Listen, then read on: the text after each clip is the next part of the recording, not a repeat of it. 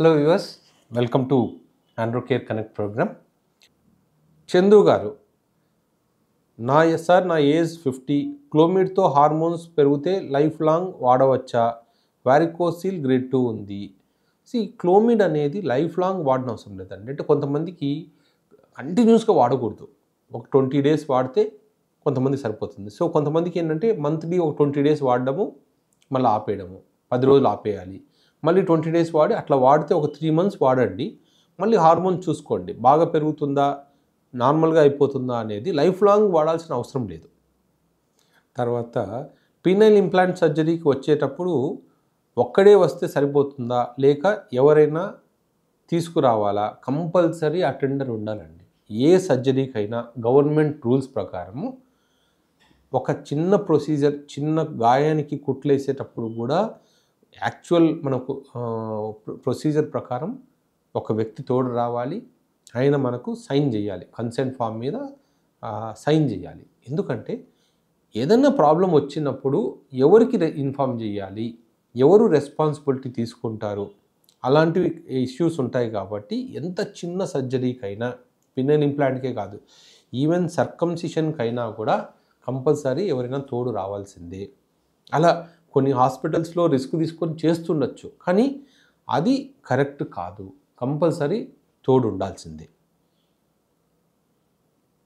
Sir, నాకు light heart problem ఉంది, అటర్వో save tablet వాడుతున్నాను, కిడ్నీ ప్రాబ్లం కూడా ఉంది, నాకు సెక్స్ చేయాలని ఉంది, నేను టెడ్లాఫిల్ ట్యాబ్లెట్ వాడచ్చా? అంటే మీరు ఇది అంటే ఎంత సివియర్ లైట్ హార్ట్ ప్రాబ్లం ఉన్నప్పుడు టెడ్లాఫిల్ వాడచ్చు, కానీ ఒక్కసారి మీ కార్డియాలజిస్ట్ని ఈసారి వెళ్ళినప్పుడు నాకు ఇట్లా ప్రాబ్లం ఉంది, నేను టెడ్లాఫిల్ వాడచ్చా అని అడగండి. సో ఆయన, ఎందుకంటే కొన్నిసార్లు నైట్రేట్స్ అనే ట్యాబ్లెట్స్ ఇచ్చి ఉంటే మీకు కార్డియాలజిస్ట్, ఆ రెండు కలిపి వాడకూడదు. సో కార్డియాలజిస్ట్ చెక్ చేసుకొని చెప్తారు, నైట్రేట్స్ ఉన్నాయా లేదా చూసుకుంటే జనరలీ టెడ్లాఫిల్ వాడచ్చా లేదా అని వాళ్ళే చెప్పగలుగుతారు. Sir, this tablet may be stopped, what happened, any problem? Okay, already ఇవన్నీ టెడ్లాఫిల్ మీద చాలా వీడియోస్ చేశానండి. అంటే దీని సైడ్ ఎఫెక్ట్స్ ఏంటి, పాజిటివ్ ఎఫెక్ట్స్ ఏంటి అనేది. సో అవి ఒకసారి ఆ వీడియోస్ చూస్తే మీకే అర్థమైపోతుంది.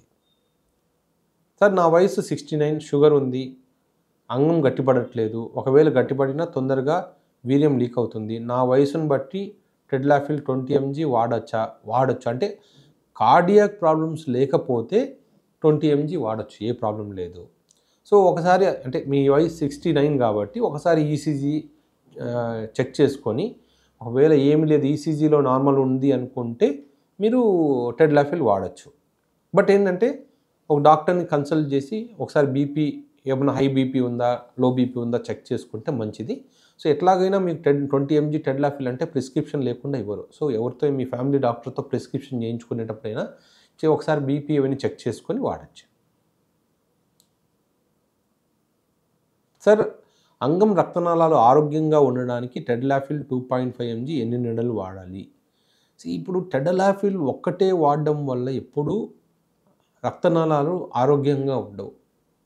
మనము రక్తనాళాల్లో బ్లడ్ ఫ్లో హెల్తీగా ఉంటుంది అంతే తప్ప, అంగం రక్తనాళాలు ఆరోగ్యంగా ఉండాలంటే మనం వేరే ఇష్యూస్ చూసుకోవాలి. అంటే స్మోకింగ్ ఉండకూడదు, ఆల్కహాల్ ఎక్కువ తీసుకోకూడదు, విటమిన్ డి డెఫిషియన్సీ ఉండకూడదు, విటమిన్ B12 డెఫిషియన్సీ ఉండకూడదు.